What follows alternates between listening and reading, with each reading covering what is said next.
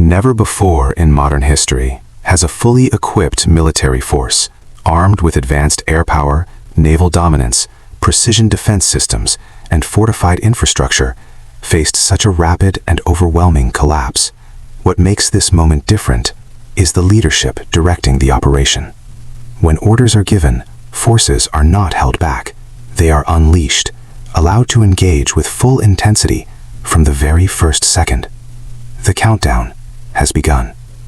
At a major military installation in North Carolina, one of America's most elite rapid response units receives its orders. This is the 82nd Airborne Division, a legendary brigade of nearly 3,000 battle-ready soldiers. Their mission is unlike any other force in the world: deploy anywhere on the planet within just 18 hours. The command is issued. The clock starts ticking. Within minutes, the entire base transforms. Hallways that were quiet moments ago are now filled with the sound of boots, shouted commands, and the unmistakable noise of a military machine waking up. This is not a drill. Every soldier knows exactly what to do. Training takes over. There is no hesitation, only action. Across the base, hundreds of soldiers move with urgent precision. Backpacks are packed quickly but carefully, every item essential, every ounce counted. Uniforms, food rations, medical supplies, and survival gear. Nothing wasted, nothing forgotten. Weapons are broken down, rifles disassembled, cleaned with practiced hands, oiled methodically, and reassembled with flawless precision. A soldier's weapon is his life. It must not fail. Machine gunners inspect their ammunition belts, feeding rounds through the mechanism one by one, confirming smooth, uninterrupted operation, then repacking everything with care. In combat, a jam can cost lives. Medical teams check trauma kits. Communications officers verify radio frequencies. Officers review mission briefings one final time. In 90 minutes, these men and women will be in the air. Out on the airfield, an entirely different operation is underway. Massive C-17 Globemaster transport aircraft stretch down the runway, their rear cargo ramps wide open. Ground crews swarm around them like a coordinated machine, loading, securing, and preparing for a 14-hour transoceanic flight. Forklifts carry heavy military pallets toward the open ramps. Armored vehicles back their way up into the aircraft's belly. Rocket systems and artillery equipment are driven on board, then locked firmly into place with industrial restraints. Nothing moves once this aircraft is airborne. Inside the cockpits, pilots run through their pre-flight checklists. Navigation systems, confirmed. Radar, operational. Onboard computers, calibrated. Fuel reserves, maximum capacity. This aircraft will fly thousands of miles without stopping. There is no room for error. The airfield buzzes with the sound of jet engines warming up.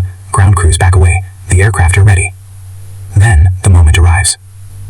Troops move across the tarmac in long, quiet columns. Their gear is loaded one final time. Bags are secured tightly inside the aircraft to prevent any movement in flight.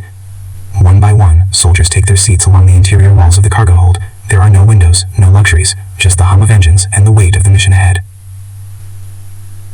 Despite the gravity of the situation, the atmosphere inside remains calm. Some speak in quiet voices, others sit in silence, eyes forward, mentally rehearsing what comes next. For many of these soldiers, this process is familiar. Another deployment, another mission. They have done this before. But this time feels different. The cargo ramp rises, the door seals shut. The engines ignite with a deep, powerful roar. The aircraft rolls forward, accelerates, and lifts into the sky. Nearly 14 hours later, after crossing oceans and time zones, the first aircraft touches down at a forward operating base in the Middle East. The rear ramp drops before the engines have even fully stopped. There is no pause, no waiting, no adjustment period. Rocket systems roll off the aircraft immediately. Armored units follow seconds behind.